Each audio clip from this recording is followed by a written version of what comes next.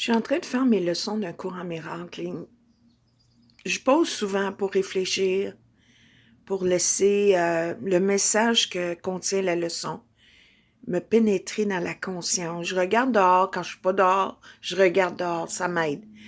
On dirait que ça me rapproche de la nature, du ciel, de ce qui est de plus proche et de plus pur.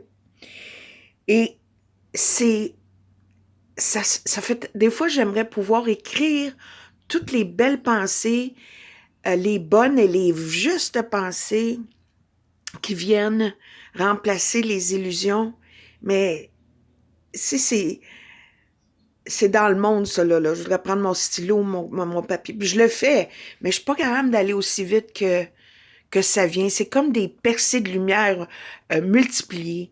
Donc, pour en venir à... Je suis en train de faire la leçon 136. Hier, j'ai fait 135. Il parle du corps, que la maladie, c'est une défense contre la vérité, puis qu'aujourd'hui, quand je suis guérie, je suis pas guérie seule. Bref, ça m'amène, je vais revenir à des séquences, des parties de la leçon, mais ça m'amène à... Tout est énergie. Tout est énergie. On le sait, ça. La physique, la science le prouve.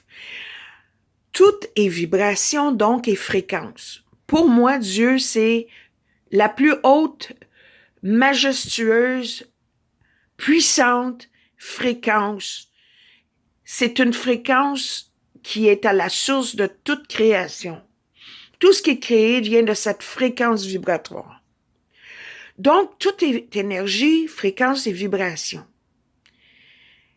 Point final. Le reste, c'est notre configuration énergétique et les configurations énergétiques de tout. Donc, quand je lis les leçons, là, comme 76, non, excuse-moi, 136, la santé du corps est pleinement garantie parce que quand on commence à réaliser que c'est l'esprit qui est l'opérateur de tout. Le corps ne fait qu'obéir l'esprit. Tu te lèverais pas pour marcher si ton esprit n'avait pas décidé de se lever puis marcher. Tu n'irais pas faire la vaisselle si ton esprit n'avait pas décidé d'aller faire la vaisselle. Il y a une commande qui se fait de l'esprit vers l'action, que le corps est bougé. On dit que Dieu, l'énergie de Dieu est le mouvement derrière le mouvement.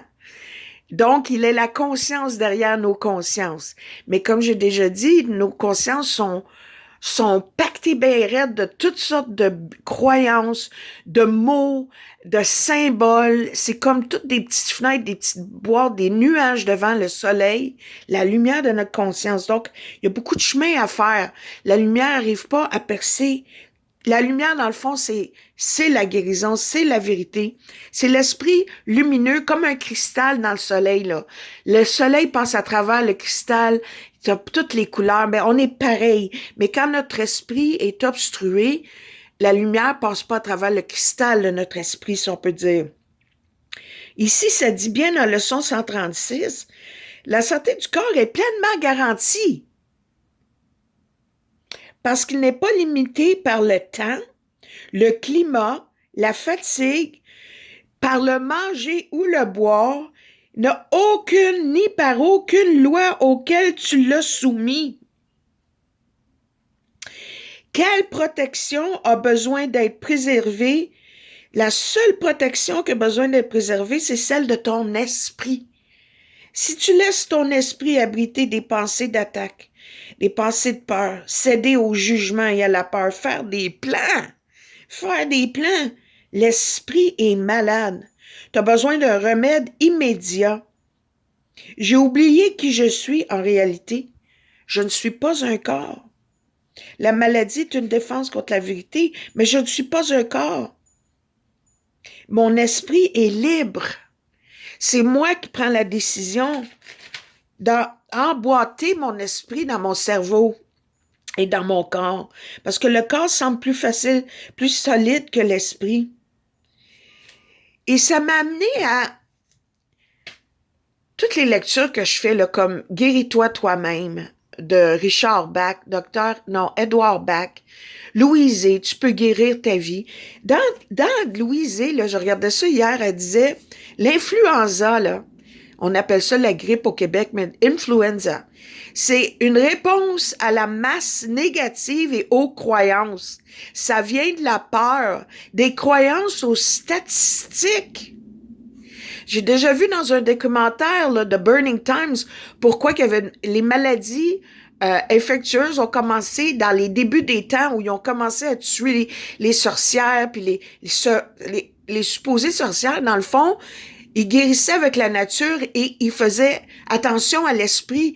Il y avait des espèces de croyances, pas des croyances, mais ils s'amenaient plus à la paix d'esprit avec des mélanges de la nature.